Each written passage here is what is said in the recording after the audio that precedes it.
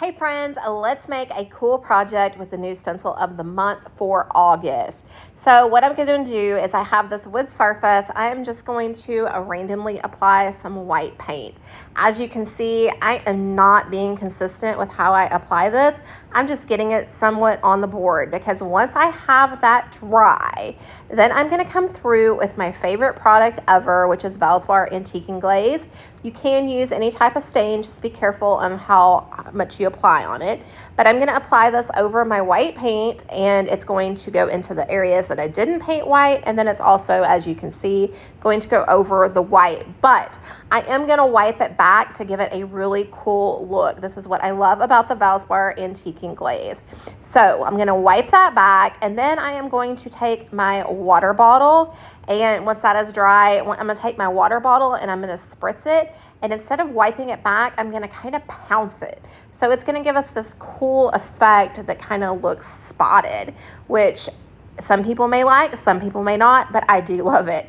So we're going to do that twice. I'm going to get my spritzer out again and do the other side that didn't completely come off how I wanted it to, and just dab it. And then we are going to come back through and dry it once more, guys.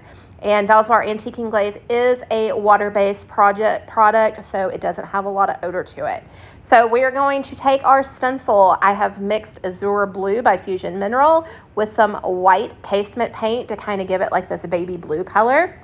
I am pouncing today. The reason I am pouncing is because it is a large surface and I didn't want my brush strokes to show. So once I have that on there, I will come through and do the stem with the brown. You're not going to really see it that great, but that's okay because we're not done. This is a layering stencil, guys. So we are going to apply our other stencil on top of our bottom stencil.